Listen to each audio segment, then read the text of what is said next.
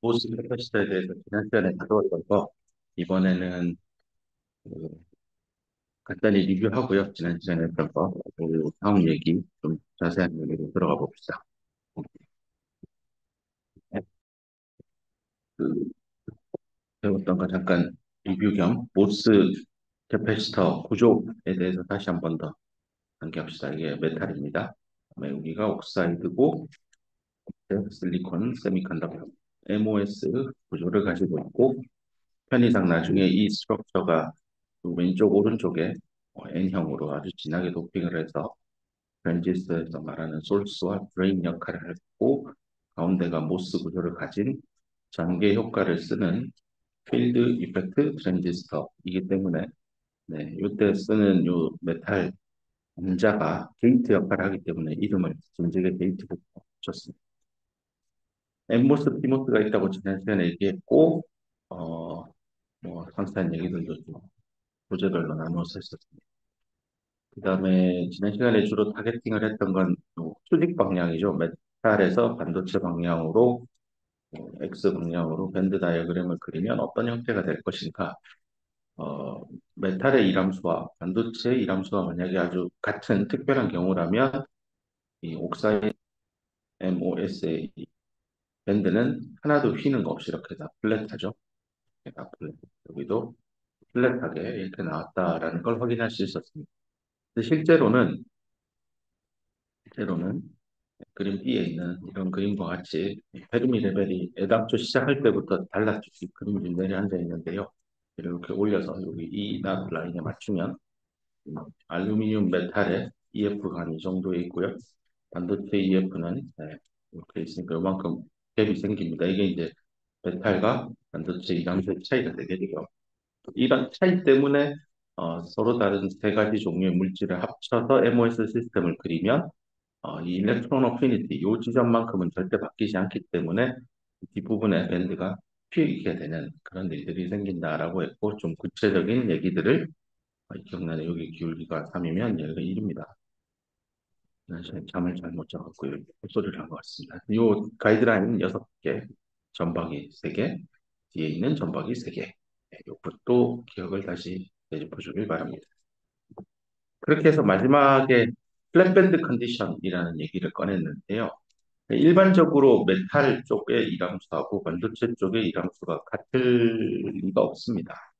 일부러 그렇게 맞출 수는 있겠지만 웬만하면 조합은 다 다르고, 그렇기 때문에 이 메탈 쪽의 페르미 레벨하고 반도체 쪽의 페르미 레벨은 다릅니다.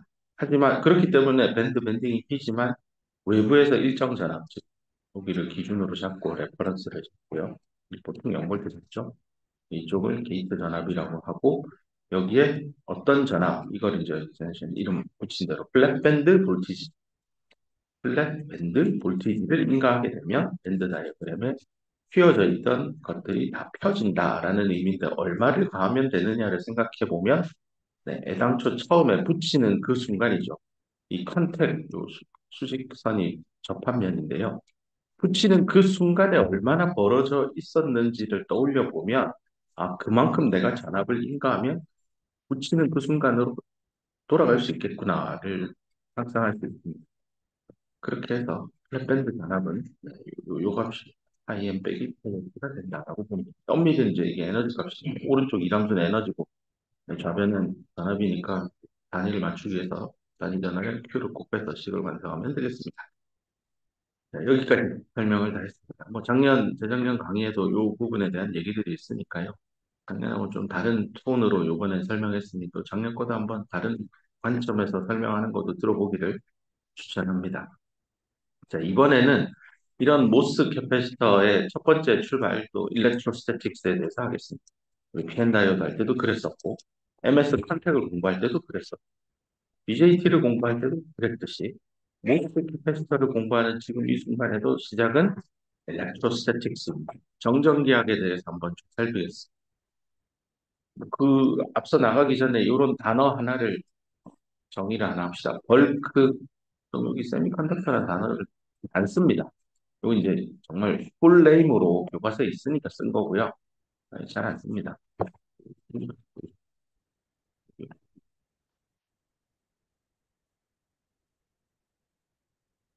벌크 포텐셜이라고 합니다.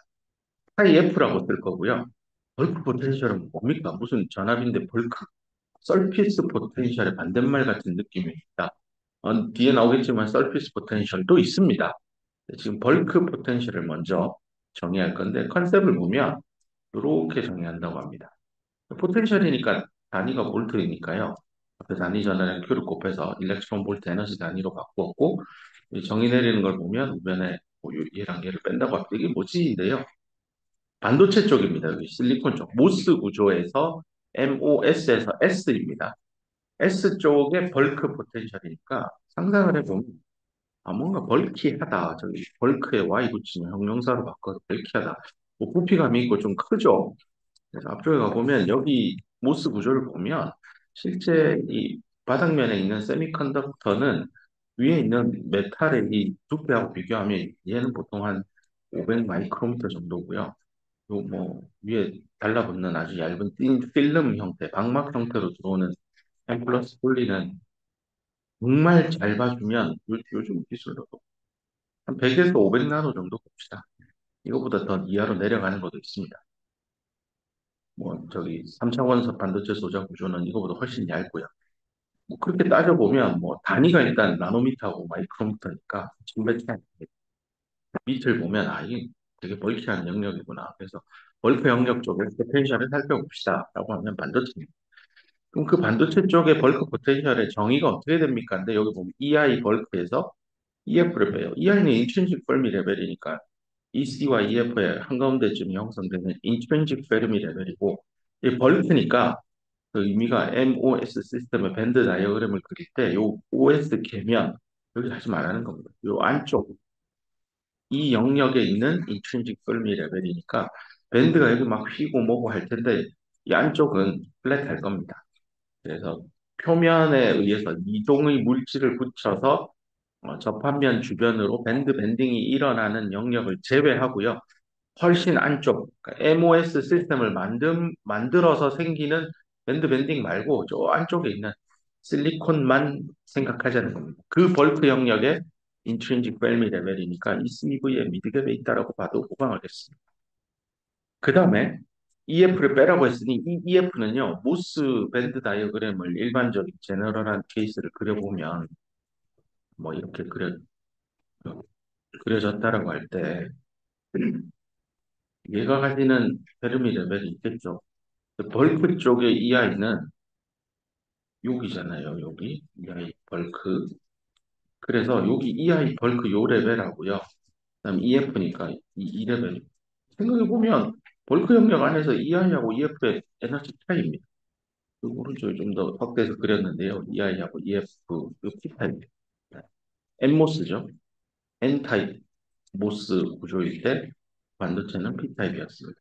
채널은 N채널이고 게이트는 N 플러스 폴리실리콘이고 그랬을 때 벌크 영역에 이 EI하고 EF의 요 차이는 우리가 이미 수십 차례, 수백 번, 아니 수천 번 공부했던 제가 늘 강조하는 구구단 6단 그 이케이션. 이거 뭐 굉장히 복잡하게 쓰여져 있지만 그냥 intrinsic head concentration 10의 13, 반도체 쪽에 도핑 농도 10의 15등, 이거 날리고 5 앞으로 튀어나오고 KT over Q, LN10은 60mV니까 곱하면 65, 30. 0.3 일렉트론 볼트 그 얘기입니다. 이거 0.3이 되죠.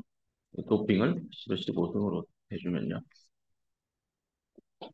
그러면 뭐 별거 없네요. 네, 맞습니다. 벌크 포텐셜의 컨셉만 기억을 해달라는 겁니다. 만약에 피모스에서 작업을 했으면 이게 반도체 쪽이 N형일 거고 페르미 레벨이 위에 올라가 있으니 이 경우에는 벌크 포텐셜의 정의에 따르면 네, 파이 F는 음수입니다. 그죠? 네, EF에서, EI에서 EF를 빼거든요. 올라가는 방향이 에너지가 증가하는 방향이니까 작은 거에서 큰 거 빼니까 음입니다. 그래서 요거는 조심하세요. PMOS 공부할 때는 벌크 포텐셜이 음이다. NMOS는 양이다. 이렇게 기억하면 되겠습니다. 뭐 학습했던 내용, 본질은 그대로인데 NMOS, PMOS에 대입을 해서 좀 벌크 포텐셜이라는 단어를 가지고 왔습니다. 이제 워밍업을 했고 모스 시스템의 MOS 구조물 안에서 볼티지 드랍이 어떻게 형성되는지 하나씩 살펴봅시다. MOS 구조물 안에서 반도체 쪽을 기준 전압으로 잡습니다. 0볼트라고 잡으면 이쪽을 게이트 전압이라고 할 때 내가 인간 이 플러스 마이너스 VG는 여기에 어떻게 배분이 될 것인가를 생각해 보면 되겠습니다. 이 나와 있는 대로요. 메탈은 옥사이드는 이게 이 부도체잖아요. 메탈은 도체고요. 그러면 여기에 만약에 이런 식으로 어떤 전류가 흐른다라고 하면 실제 미세하게는 흐릅니다. 그게 항상 누설 전류가 돼서 문제가 되긴 하는 부분 중에 하나인데요. 이 전류가 흐르는데 저항이 는 1옴이고요. 부도체는 1, 뭐 전류가 한 1 마이크로, 한 1 나노 암페어 흐른다고 합시다. 그럼 여기 둘을 곱하면 1 나노 볼트 전압 강화가 생겨요. 근데 옥사이드 쪽은 메가랑 나노니까 곱하면 1 밀리볼트만큼 전압 강화가 생깁니다. 나노볼트와 밀리볼트는 100만 배 차이, 10의 6승입니다.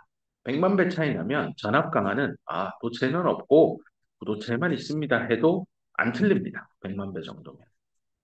반도체는 뭐 저항값 관점에서 보면 부도체랑 도체 사이쯤에 있으니까 뭐 어찌되었건 반도체 쪽에도 전압 강화가 있는데 이거 어떻게 될지 지금 잘 모르겠으니까 일부 있다라고 인정하고 하면 됩니다. 자, 그러면 내가 인간 전압을 가지고 모스 구조에서 어떻게 활용하냐면 일단은 플랫밴드를 만드는데 전압을 좀 쓰고요. 그다음 남은 거는 당연히 메탈 쪽에도 들어가고 옥사이드에도 들어가고 반도체 쪽에도 들어갑니다. VSM이라고 할까요? 근데 얘는 안 쓸 겁니다. 전압강은 거의 없었어요. 그럼 얘는 상당히 클 거니까 살려둘 겁니다. 그다음 VSM이는 이렇게 표현 안 할 거고요. 앞에서 잠깐 언급했던 파이 S로 표현할 겁니다. 이 S는 세미컨덕터고 파이는 전압을 나타내는 포텐셜을 강조하고 싶어서 파이 S로 쓴 거고요. 요 파이 S가 여기 나오는 대로 실리콘에 어, 인가되는 전압 강화량인데요. 얘가 뒤에 단어가 어디 있을 텐데 얘가 서피스 포텐셜입니다. 얘를 왜 또 아까 볼트 포텐셜이라고 하는 말에 맞는 말처럼 얘기하던데 얘는 왜 서피스예요? 표면은 어디입니까? 궁금할 텐데 이 MOS의 이 OS 서피스 여기 잠깐만 언급을 하면 일반적인 모스 구조의 밴드 다이어그램을 그렸을 때요. 정말 대충 그린 겁니다. 나중에 시험 치거나 제대로 자료를 만들 때 이렇게 그리지 마요. 여기에 밴드가 휘어져 있잖아요. 이게 OS 표면이잖아요.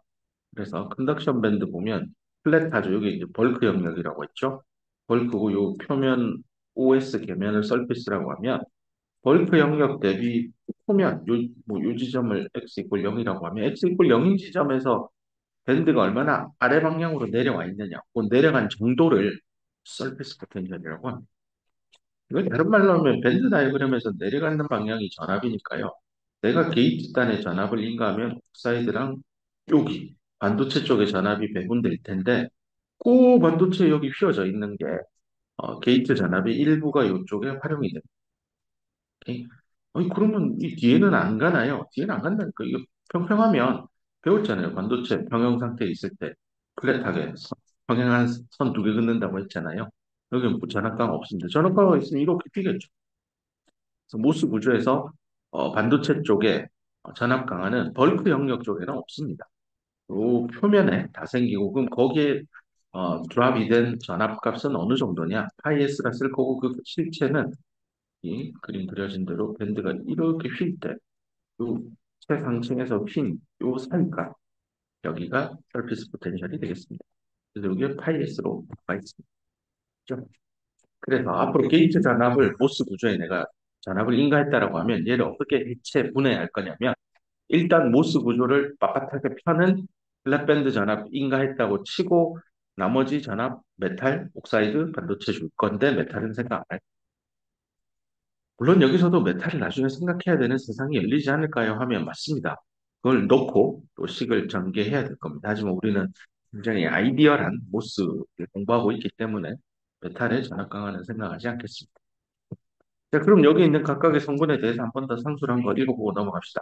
플랫밴드 전압은 메탈과 반도체 원래 이람수의 차이가 존재했고 그 때문에 밴드가 휘었으니 휜 것을 역으로 없애기 위한 전압이다라고 설명했고요.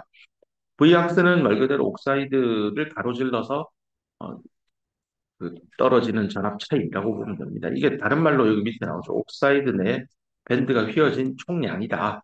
이거를 지난 시간에 공부한 그림으로 가서 여기로 보면 되겠습니다. 옥사이드 밴드가 휘어진 총량이니까 요 라인하고 요 라인 사이 여기 있죠? 요 에너지 차이가 QVX가 되겠습니다. 앞에 Q를 곱한 이유는 항상 밴드 다이어그램에 올라가는 건 전자의 에너지 단위입니다. 일렉트론 볼트입니다.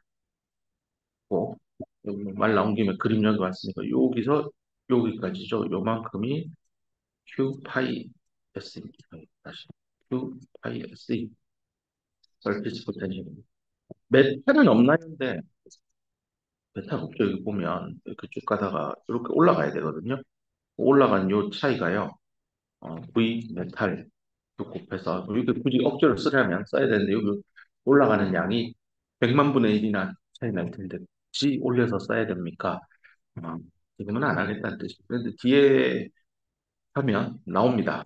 그 미리 얘기하면 게이트 디플리션 이펙트가 있을 거거든요. 이게 왜냐하면 폴리실리콘을 쓰기 때문에 사실은 지금 공부를 MOS라고 하지만 엄밀히는 SOS 구조예요. 이 SOS 구조에서 여기는 좀 진하고 여기는 일반 도핑을 한 거예요. 얘를 그냥 메탈이라 보기 때문에 모스라고 봐도 되고요. 2007년 45나노텍부터는 실제로 TIN이라고 하는 메탈을 진짜 쓰고 있어서 진정한 MOS가 구현이 되긴 했지만 네. 한동안은 다 폴리실리콘 진하게 도핑해서 썼습니다. 오케이. 그렇게 해서 V약스 됐고 그다음 파이에스는 조금 전에 설명했고 실리콘의 밴드가 휘어진 총량이니까 좀 전에 밴 다이그램에서 한 번 더 표시했습니다. 그래서 이렇게 네, 이제 이해되죠. 벌크 쪽에 인트린직 페르미 레벨에서 서피스 쪽에 인트린직 근데 이건 썼는데 EC 벌크 빼기 EC 서피스 뭐 이렇게 돼요. 이게 뭐 EI나 EC나 같이 붙어서 일정한 간격을 두고 형성되는 밴드니까요. 이렇게 써도 됩니다. 그래서 여기 뭐 하나 예를 들어서 내가 모스 시스템의 게이트에다가 전압을 플랫밴드만큼 가했다라고 하면 휘는 게 하나도 없잖아요.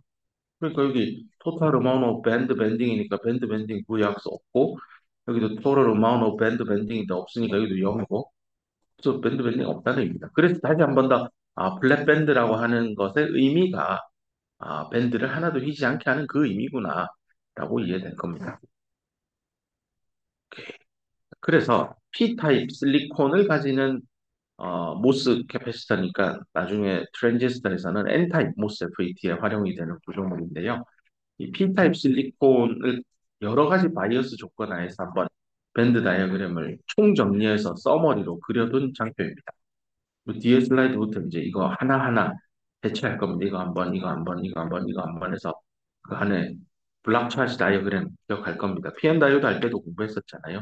양쪽에 홀과 전자가 처음에 접합을 하는 순간 농도 차이에서 이동하면 이온화된 도펀트들이 그들을 남겨져 있겠죠. 주변에 실리콘 원자 4개에 묶여가지고 그들이 결국 전하를 띠는 영역을 만들어낼 거고 그런 걸 스페이스 차지라고 하죠. 거기 공간에 차지하고 있는 전하들이죠.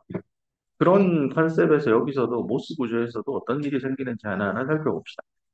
먼저 뭐 한번 빠른 속도로 어떤 내용들을 공부할 건지 스키밍 해봅시다. 훑어봅시다. 게이트를 플랫밴드 전압을 가하면 앞서 공부한 대로 이렇게 플랫밴드가 나올 겁니다. 이럴 때는 사실 차시 다이어그램을 그릴 게 없습니다. 왜냐하면 다 중성, all neutral, everywhere all neutral. 어디에도 전하를 띈 게 없습니다. 왜냐하면 밴드 밴딩이 하나도 없거든요. 그 다음, 이제 이런 컨셉입니다. 여기를 게이트 전압의 축이라고 놓고 볼 때 중요한 분기점이 되는 전압들이 있을 것 같습니다. 일단은 이제 기준 전압, 임의로 내가 0이라 잡은 겁니다. 레퍼런스 전압, 반도체 쪽에 인가되는 레퍼런스 전압을 기준으로 뭔가 분기점이 있는데 그 첫 번째가 이제 플랫밴드 전압입니다. 일반적으로 이 P-타입 실리콘 쓰는 N-타입 모스 구조물에서 이 모스는 N 플러스 폴리실리콘을 쓰고 실리콘은 P-타입 실리콘을 써요. 그래서 이쪽에 파이 M과 이쪽에 파이 S를 상상해 보면 항상 파이 S 쪽이 큽니다. 뭐 올수 상상해 보시 동일한 진공 에너지 이 낫에서 M 플러스 폴리는 EF가 EC에 붙어 있을 거고요. 그죠? 얘는 P-타입 실리콘은 EF가 EV 근처에 붙어 있잖아요. 그럼 이 낫에서 EF까지의 차이가 이함수인데 간격을 상상해 보면 이 낫에서 이 C까지는 둘 다 동일한 실리콘 물질이니까 일렉트론 어피니티 타입 값이 나올 거고, 그건 똑같은 값일 거고, 메탈이나 반도체 쪽이나. 그 다음에 EC에서 EF까지 가보면, 메탈 쪽은 EC랑 EF가 붙어 있으니 갈 데가 없고, 결국 파이엠은 일렉트론 어피니티 값 정도가 나올 거예요. 근데 이쪽은 반도체 쪽은 반도체 쪽의 이람수는 일렉트론 어피니티에서 그 다음에 EC에서 EF까지 빼야 되는데 뭐 P타입으로 9구단 6단 잘 아니까 뭐 그냥 계산하면 됩니다. 10에 15승이었으면 아마 이게 F 밴드 갭에다가 65, 30, 0.3 해서 0.86 계산하면 되겠네요. 끝.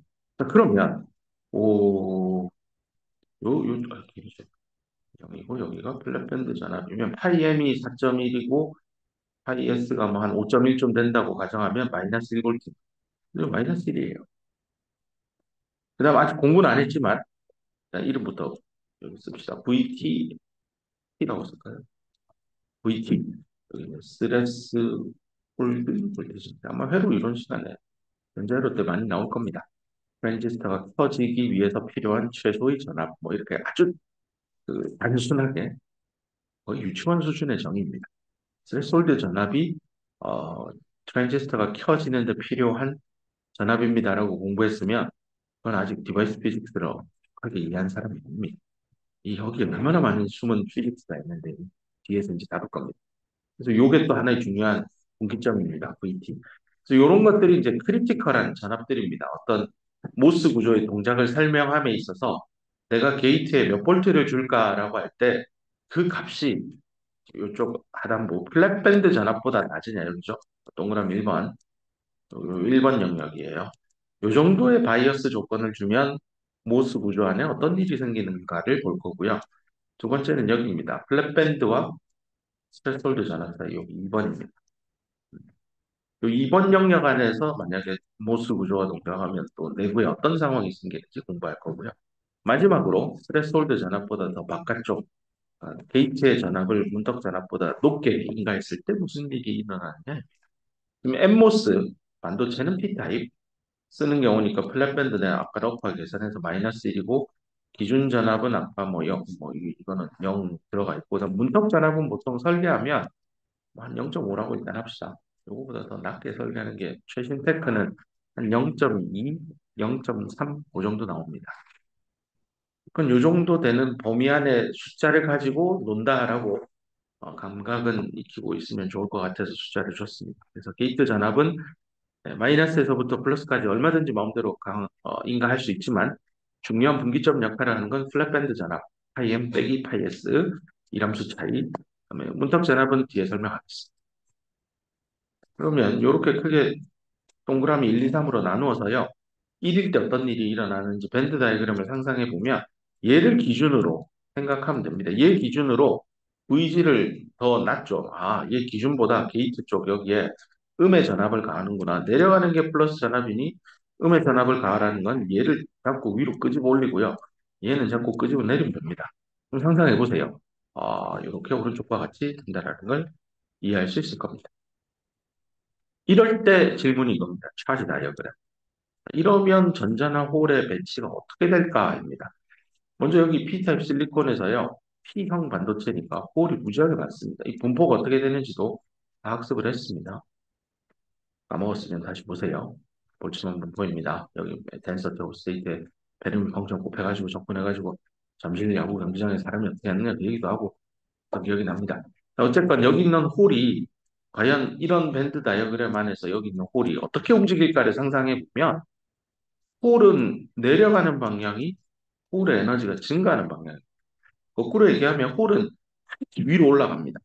근데 여기 있는 홀은요, 위로 가고 싶어도 여기 있는 표면 쪽에 있는 홀이나 월평역에 있는 홀이나 위로 뭐 갈 데가 없어요. 여기 빳빳하게 펴져 있잖아요.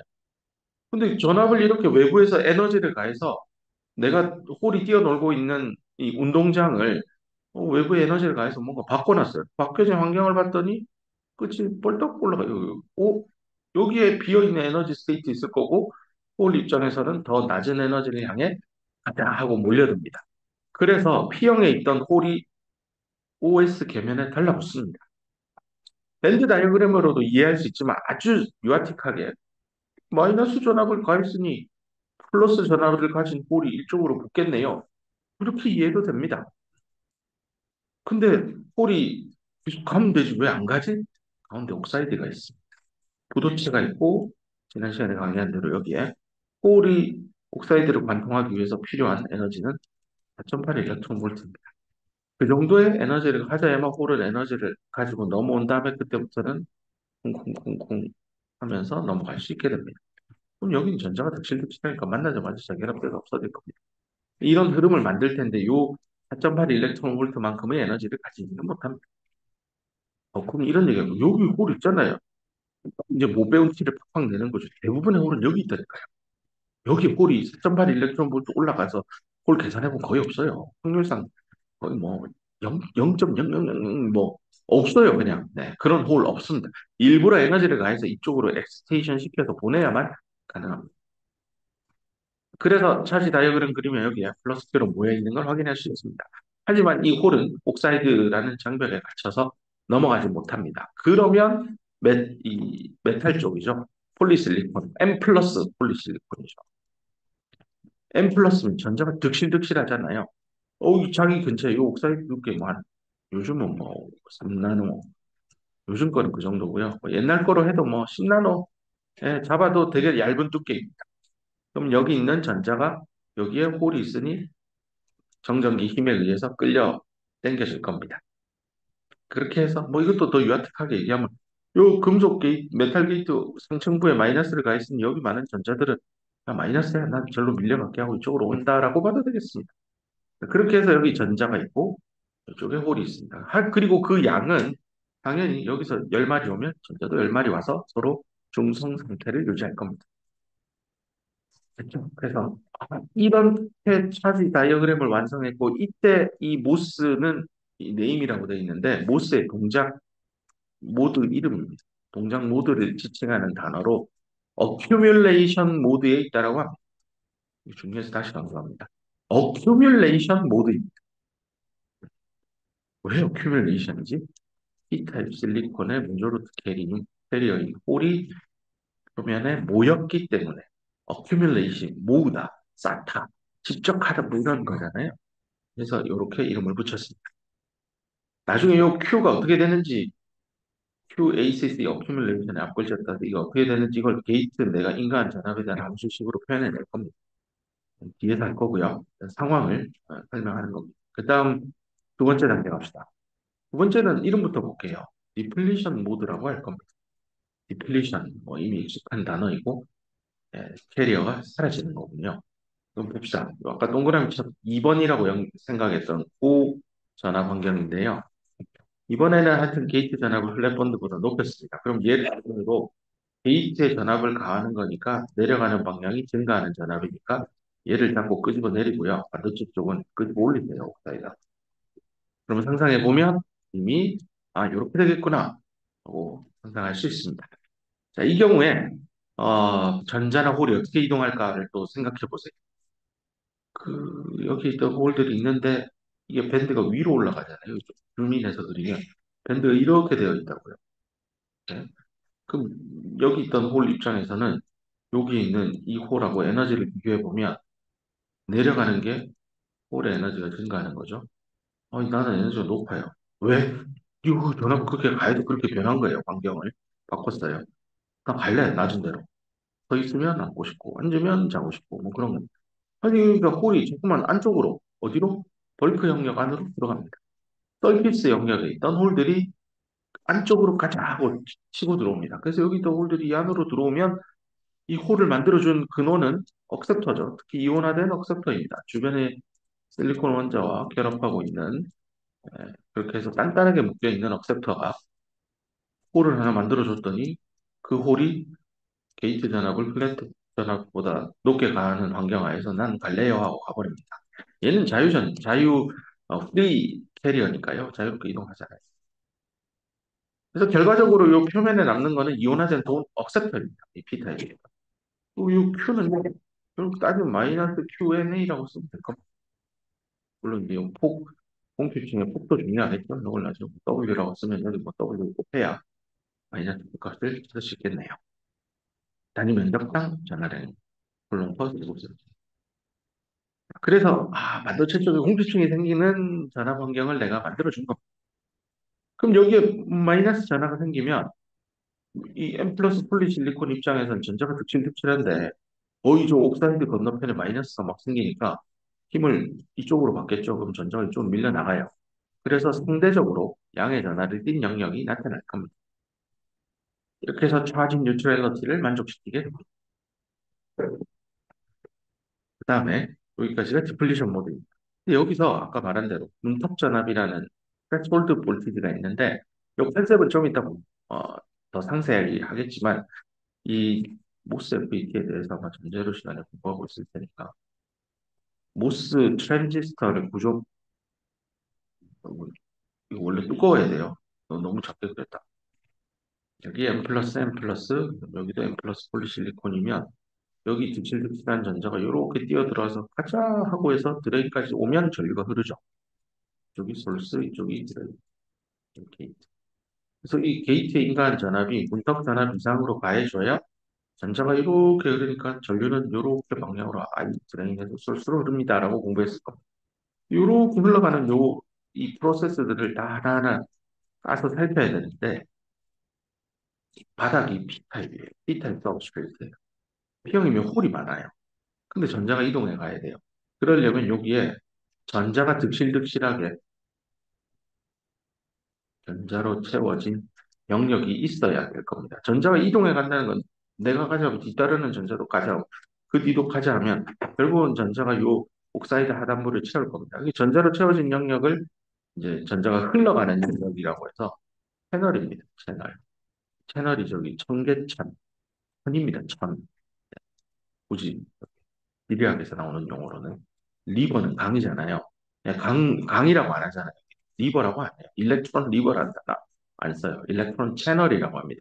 아주 좁은 영역에 물이 졸졸졸 흘러가는 그런 컨셉이기 때문에 채널이라고 했고 이제 여기 엠모스의 경우 일렉트론 채널인데 이렇게 되기 위해서는 어, 요 옥사이드 하단부에 동그라미 친 이 영역이요. P타입에서 N타입으로 뒤집어져야 돼요. 뒤집어진다고요? 영어 단어로 인벌전. 번역을 하면 반전된다라고 하죠. 반전. 영화에 반전이 있어. 반전입니다. 인벌전. P가 N으로 뒤집어진다. 그러면 트랜지스터의 전류가 흐른다라는 컨셉은 옥사이드 절연체 하단부가 P형이 N형으로 바뀌었다는 겁니다. P형이 N형으로 바뀌었다라는 얘기를 밴드 다이어그램으로 가서 봅시다. 요 벌크 영역 안은 P형이에요. EF하고 EI 위치를 보세요. 9단, 6단. EF는 EI보다 밑에 있어요. P타입이에요. 근데 OS 개면 여기에 전자가 득실득실한 N타입 채널로 바꾼다면서 전자가 여기에 어마어마하게 많이 있다는 뜻이. 요 MOS 구조물은 입니다. 요렇게 위에서 밑으로 자른 요 X 방향입니다. 오늘 전자는 요렇게 왼쪽에서 오른쪽으로 가고요. 방향이 달라요. 그래서 위에서 밑으로 자르는 그 특정 모스 구조에 소스에 가까운 모스도 있고 레인에 가까운 모스도 있는데 나는 한가운데 있는 모스를 갖고 와서 자른 단면이라고 상상하세요. 그럴 때 여기 전자는 요 보고 있는 화면에 뒤에서부터 와서 화면 밖으로 쭉 튀어나가는 그런 전자라고 상상할 수 있을 겁니다. 그래서 3차원으로 밴드 다이어그램을 굳이 그리자면 이렇게 그리면 되겠네요. 이렇게 뻗어가지고. 그리고 밴드 다이어그램도 이렇게 휘어서 이렇게 느낌 알겠어요? 최대한 열심히 그려볼게요. 예, EC고 이건 EV예요. 그래서 전자가 여기 있던 전자가 안으로 빨려들어서 이 안쪽에 바글바글바글 모여 있는 거예요. 비 오는 날 보면 저기 보도블럭 옆쪽에 물이 졸졸졸 모여 가잖아요. 토목공사 하시는 분들이 빗물 빠지라고 이렇게 도랑같이 파놓잖아요. 그런 게 생겼다는 거. 왜 생겼죠? 내가 여기 게이트의 전압을 문턱 전압보다 더 높게 가해서 그래. 전압을 높게 가해서 컨덕션 밴드가 이렇게 있는데 쑥 들어가요. 여기가 이제 솔스 쪽이고 저 D가 드레인이에요. 요 방향이 Y 방향이면 요렇게 가는 방향이 Y라고 보면 되겠네요. 여기 뮬러 앤 카민스, 그러니까 뮬러 교수님하고 카민스 교수님이 쓴 책도 있거든요. 거기 이런 3차원으로 벤 다이어그램 그려서 많습니다. 난 전 대학원 공부할 때 그걸로 공부했거든요. 그 책이 훨씬 어려워요. 피에레 책 보고 뮬러 책 보면 피에레는 장난이구나라고 느껴질 겁니다.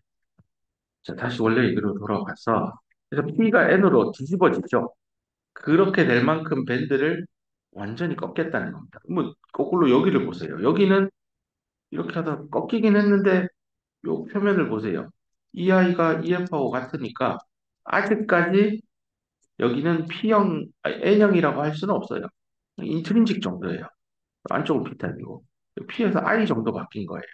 그 게이트의 전압이 문턱 전압보다 낮다라는 의미는 옥사이드 하단부를 반전시킬 만큼, 즉 P형 반도체 안에 있는 전자를 소수 캐리어인 전자를 옥사이드로 확 땡겨 올 만큼 충분한 에너지가 외부에서 안 들어온 거. 그거 이제 나중에 정량적으로 공부할 때만 하나만 더 하고 넘어갑시다.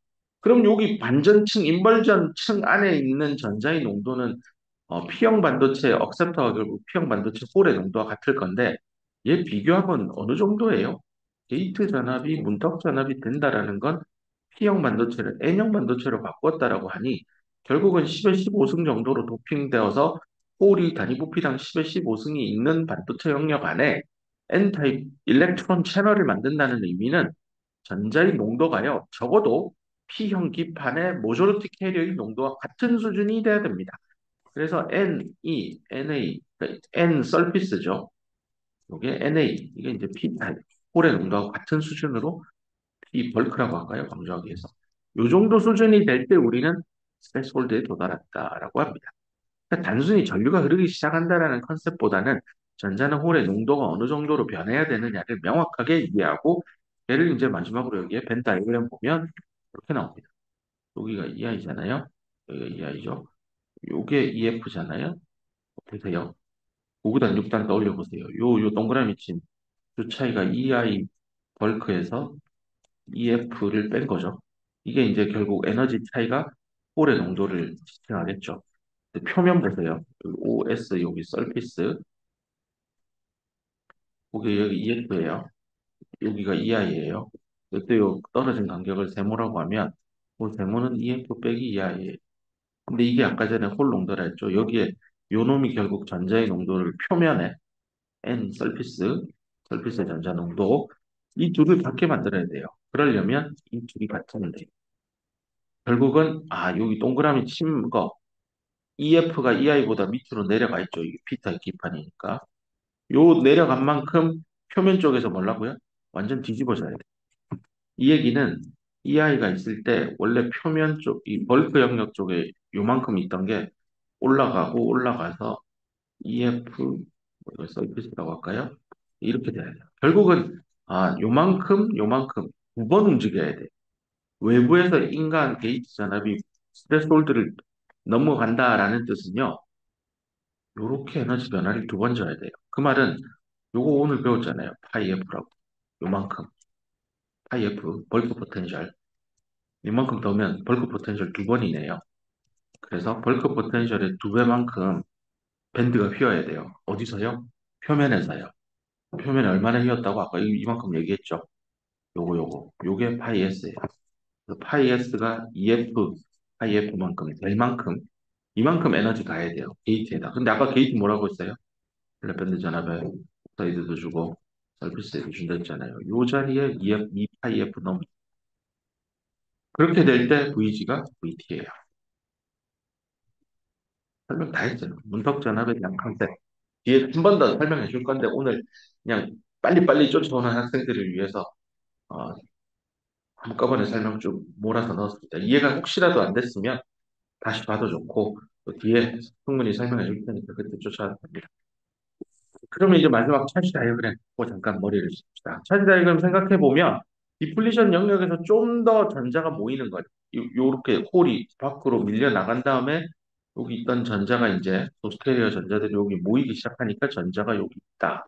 라고 하고 인벌전 레이어가 생긴 그림입니다. 이 경우에는 당연히 여기 마이너스가 붙었으니 여기 플러스 하나가 더 추가돼야 되죠. 요만큼 더 추가된 거가 얘 때문입니다.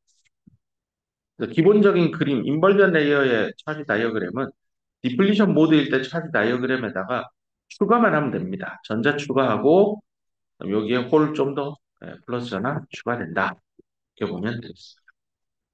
밴드도 훨씬 많이 휘고 있는 거 오른쪽 위 그리면서 확인할 수 있습니다.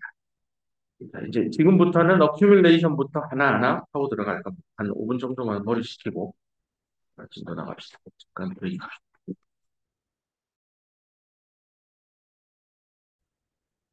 네. 지금부터 그 모스 캐패시터의 이제 각각의 동작 모드별로 하나하나 살펴보겠습니다. 먼저 한번 슬라이드 풀고 오면 여기 지금 어큐뮬레이션 모드라고 돼 있죠? 이제 뭐 이런 거 수식 전개를 해서 공부할 겁니다. 그 다음에 본 대로 디플리션 영역에 들어갔을 때 아까 앞서 봤던 게이트 바이어스가 떤 영역에 있느냐 일때 밴드 다이어그램을 정말 진심을 다해서 자세하게 하나하나 그려볼 거고 그다음 여기 공표층의 폭이 또 얼마나 되는지 식으로 맨 밑에 있네요. 나올 거고 그다음에 공표층 디플리션 모드일 때 전압이 각각 층에 어떻게 분배되는지 요거는 오늘 배웠잖아요.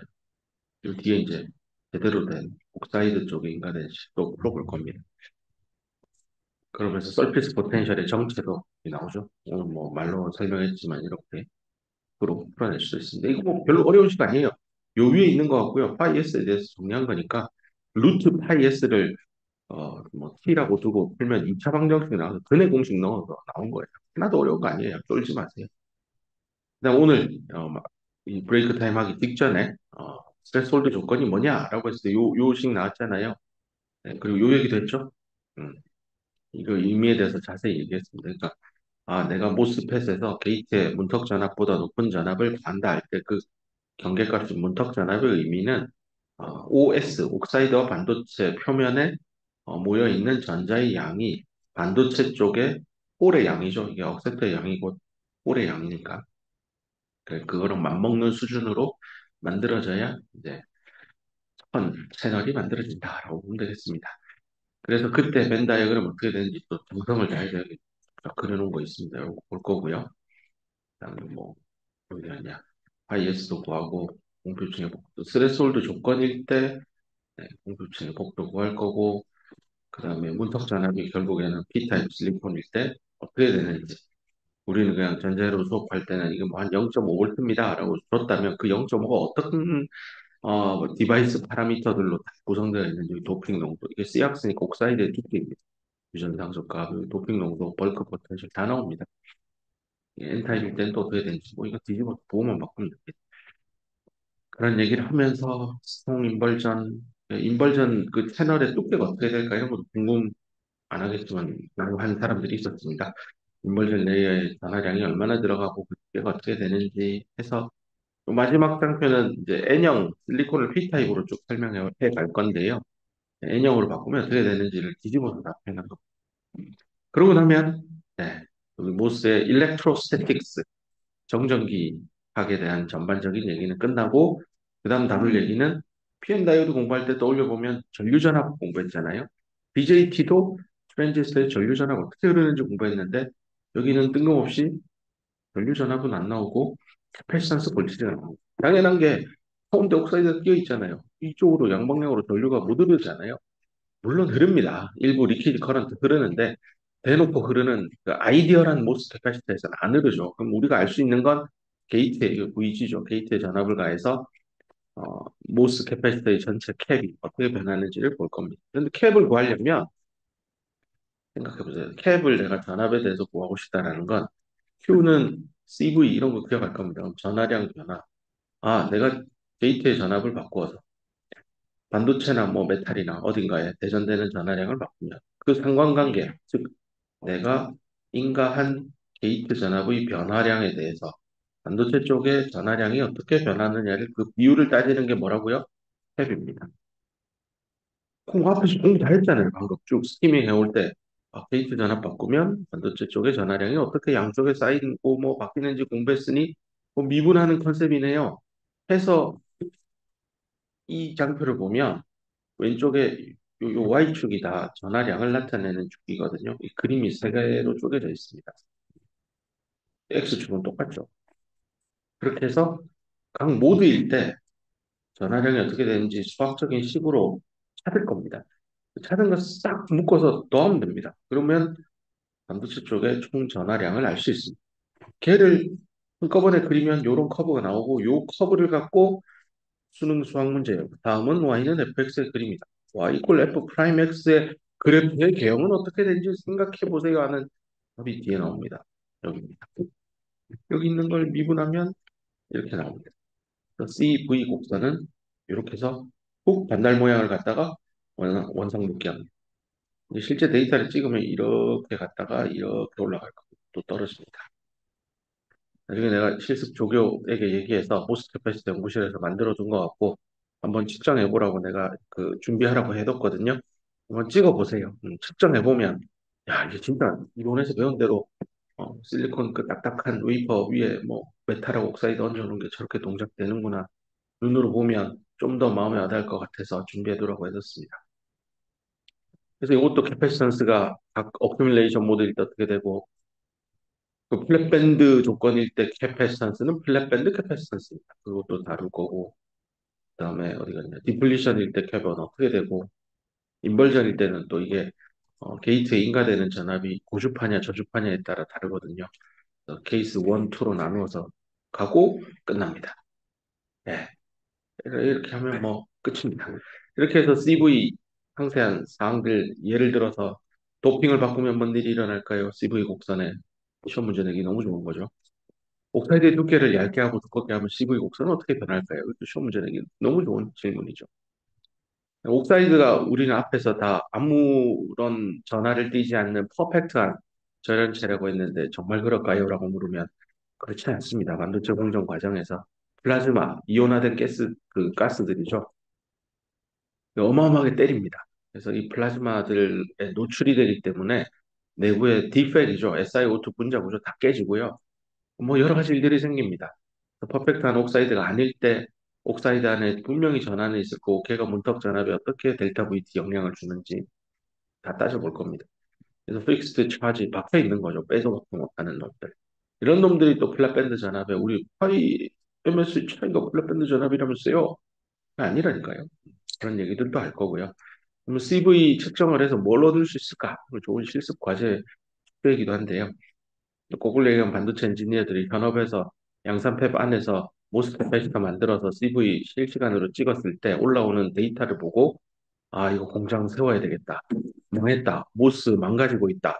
이상한 시그널이 옵니다. 멈춥시다. 아 지금은 잘 가고 있습니다. 안정적입니다. 이렇게 할 수 있는 좋은 센서 역할도 할 겁니다. 그런 얘기들도 쭉 할 겁니다. 뭐 이렇게 한참을 나가면 모스의 이제 난 아이디어란 게 뭐가 되고 그 결과가 문턱 전압이 어떻게 뒤집어지는지 요게 나옵니다. 폴리실리콘 쓰니까 게이트에도 디플리션 아까 제가 잠깐 언급했잖아요. 게이트 디플리션이 있다고. MOS가 아니라 SOS라고. 그 실제 SOS를 놓으면 보이죠? 우리 살짝 올라가잖아요. 그런 얘기들도 할 겁니다. 그럼 그 올라가면 공기증 생기니까 공기증 두께도 있을 거고. 게이트 디플리션 효과가 실제로 채널층에 그 인벌전 레이어에 어떻게 전하량에 영향을 주는지도 볼 겁니다. 게이트 디플리션 이펙트 예전 문제도 있고. 그다음 인벌전 레이어 아까 두께 궁금한 사람이 있을 수 있다 했잖아요. 이게 이제 퀀텀 미케닉스 영역인데요. 그걸 또 사람이 계산합니다. T인벌전이라고 계산해서 풀어낼 겁니다. 그렇게 해석이 나오죠. 실제 실측한 데이터, 빠바바박 데이터 찍혀 있는 거랑 이제 지금부터 공부할 퍼펙트한 아이디어란 CV 곡선하고 왜 차이 나는지 시험 문제 내기 좋죠. 이거 왜 납니까? 이거 왜 이래요? 얘는 왜 먼저 들려요? 여기는 왜 이거랑 달라요? 이런 거. 시험 문제 내기 좋지만 거꾸로 얘기하면 여러분이 대학원에 올라가거나 아니면 반도체 R&D 엔지니어로서 특히 R 쪽에 가까운 리서치를 하는 엔지니어라면 분명히 내가 예상한 인디케이션은 요 모양인데 실선인데 이거 반도체 공장에서 찍었더니 데이터가 이렇게 나와. 왜 이럴까에 대해서 보통은 이제 실력이 없는 엔지니어는 남 탓을 하죠. 반도체 장비가 구려서 그렇습니다. 아, 저쪽 테스트 팀이 잘못해서 그렇습니다. 내 이론은 퍼펙트합니다. 뭐 이런 얘기를 하죠. 그러면 이제 그 회사는 망하는 지름길로 가는 겁니다. 그 망하는 지름길의 첫 출발점은 항상 구성원에서부터 출발합니다. 구성원의 생각이 썩어 문드러지기 시작하면 그 회사는 망합니다. 망해가는 회사가 하나 있죠.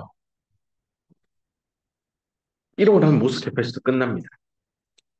알 수 있을까? 잘 봅시다. 네. 자, 이제 앞으로 쭉 돌아가겠습니다. 쭉 보여줬습니다. 어떤 걸 공부할지에 대해서. 쭉 돌아가서.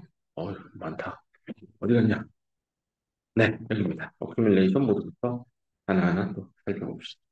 뭐, 녹화된 강의가 또 있으니까요. 네, 필요하면 예습도 해도 좋습니다. 쭉 살펴보기 바랍니다. 자, 어큐뮬레이션부터 하나하나 딥다이브해서 안으로 들어가 봅시다. P타입 실리콘이고 메탈 게이트 쪽은 M 플러스 폴리실리콘을 쓰는 케이스입니다. 어큐뮬레이션이니까 내가 인가하는 전압은 플랫밴드 전압보다 더 작은 전압입니다.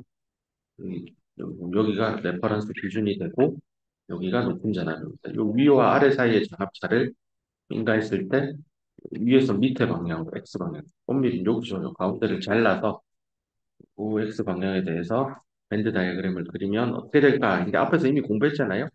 여기 살짝 살짝 올라간다라고 보고 여기에 홀이 모입니다라고 공부했죠. 여기 보면 이렇게 홀들이 모여 있는 걸 확인할 수 있습니다. 그 결과 반대편에 전자가 모여 있고 요거를 차지 블락 다이어그램으로 뱉어도 봤습니다. 이번에는 밴드 다이어그램을 좀 상세하게 제대로 그려놓은 건데요. 보면 요 기울기 되게 가파르죠.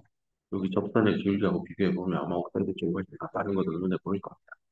그다음에 말한 대로 여기 엣지 느끼는 거랑 여기 사이에 홀이 느낀 에너지 장벽이죠.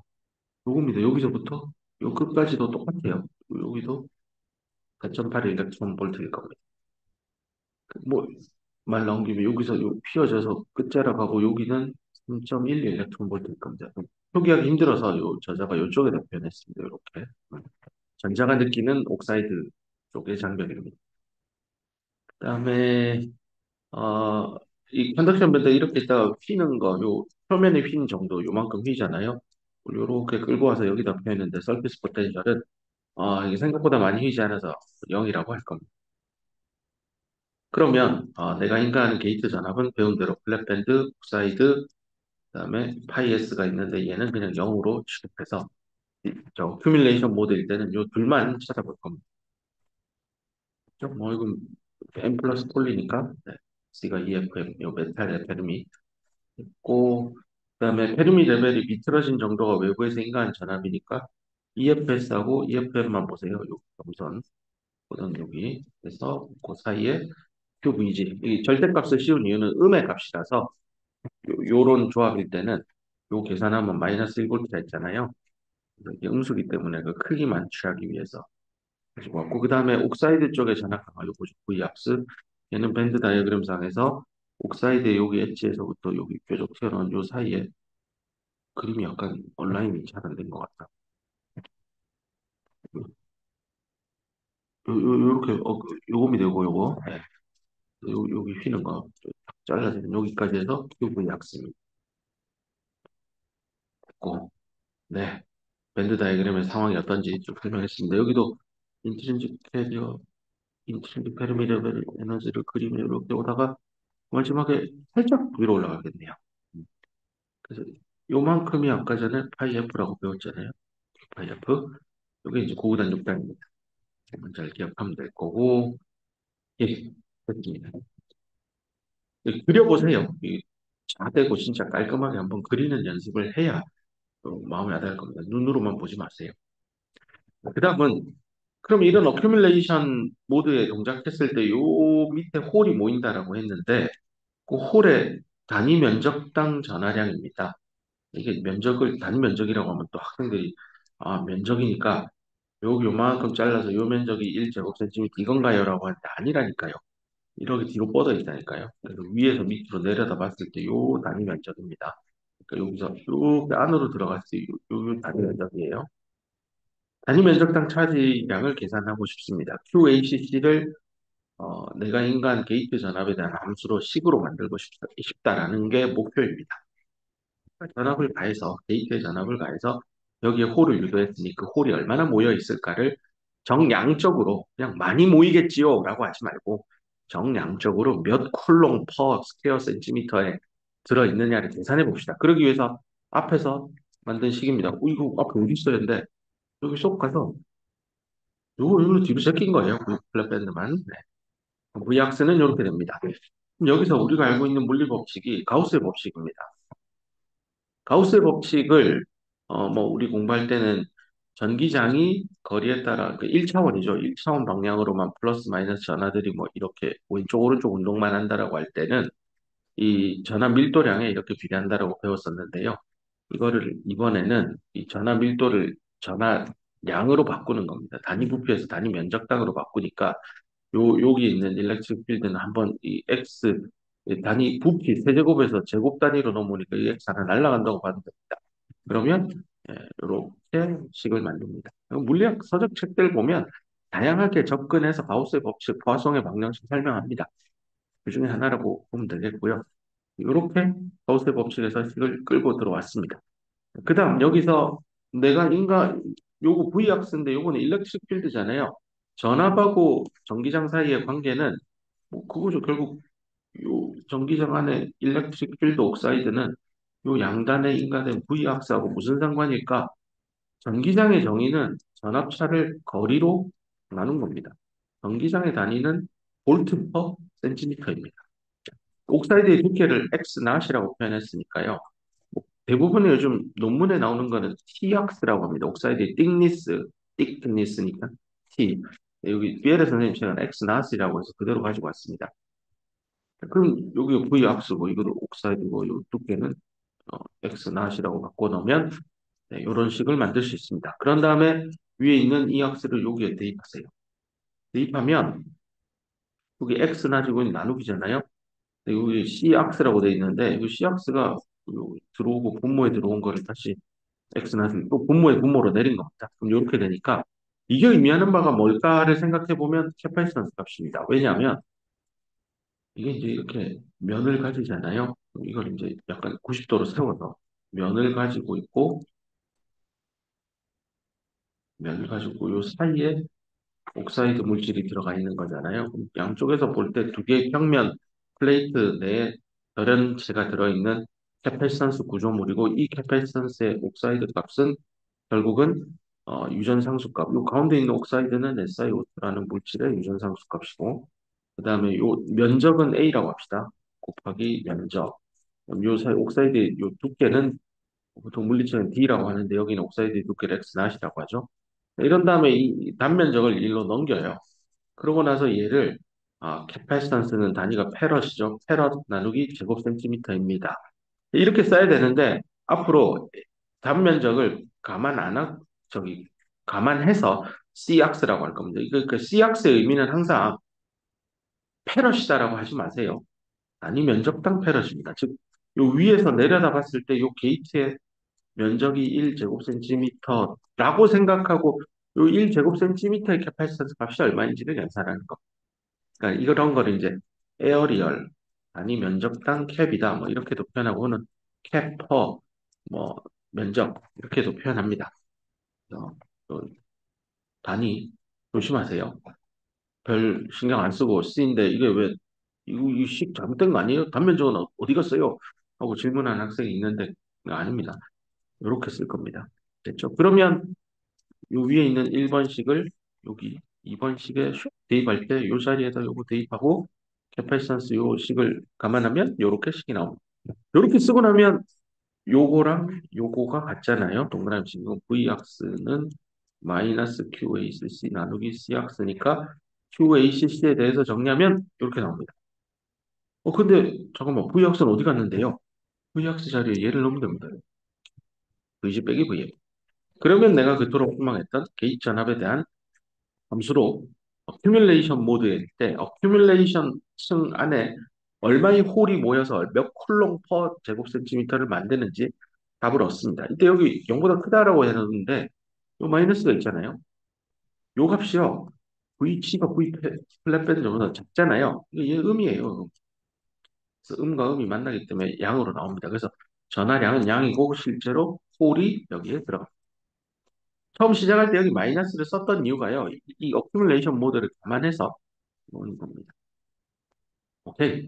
그래서 QACC는 가만 보면 Q는 CV라는 그 식의 원판의 모양에서 살짝 살짝 바뀌어 있죠. 네.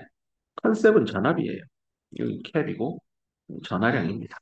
Q는 CV입니다. 근데 그걸 어큐뮬레이션 모드에 맞게 좀 상세하게 식을 바꾼 겁니다. 그러면 이거 됐고 시뮬레이션 다 했습니다. 그래서 여기 다시 밴드 다이그램 왔을 때 여기에 홀이 모입니다라고 할 때 여기에 QACC는 마이너스 C압스 VG 마이너스 V 플랫밴드입니다. 플랫밴드 기준으로 얼마나 낮은 전압을 인가했느냐 그 차이죠. 그리고 옥사이드 캡에 의해서 어큐뮬레이션 모드에 여기 홀이 대전되는 양이 결정됩니다. 그쯤 되면 이 엑스낫을 얇게 만들어주면 훨씬 많은 홀을 같은 전압에서 이끌어낼 수 있겠구나 합니다. 이게 시사하는 바가 동일한 전압을 가지고 훨씬 많은 캐리어를 유도해내니까 어떻게 해요? 옥사이드 두께만 줄여서 동일 전압에 대해서 전류를 더 올릴 수 있는 역량을 가지는 겁니다. 이게 트랜지스터의 파워, 퍼포먼스, 에어리어, 카패시티, 코스트, 타임 이런 지표에서 파워, 퍼포먼스 관점에서 이득이 생기는 겁니다. 어떻게 해서요? 방막의 두께를 얇게 만들었어. 그래서 울트라 띤 필름이 그래서 중요한 겁니다. 네, 어떻게 하면 얇은 막을 반도체 웨이퍼 표면 위에 만들 것인가? 그 반도체 공정 기술을 연구하기 위해서 끝까지 간 게 바로 어타믹한 수준의 레이어를 증착, 디파지션, 뭐 은행 용어로는 예금이잖아요. 까는 겁니다.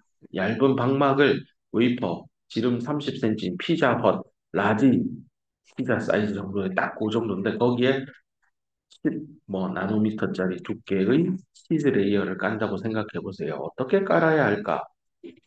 화학공학에서 나오는 반응식을 이용해서 A 원소와 B 원소를 이용해서 AB라는 화학 반응을 만들어서 그 반응을 원자층 두께로 제어하는 공법들이 나옵니다. 나중에 실습해 볼 기회들을 마련해 보겠습니다. 그 다음, 시간이 다 됐네요. 오늘은 어큐뮬레이션 모드까지 했고요. 다음 시간에 이 디플리션 모드부터 또 계속 진행해 보겠습니다. 예습을 하고 오면 훨씬 쉽게 받아들여질 것 같습니다. 수고했습니다.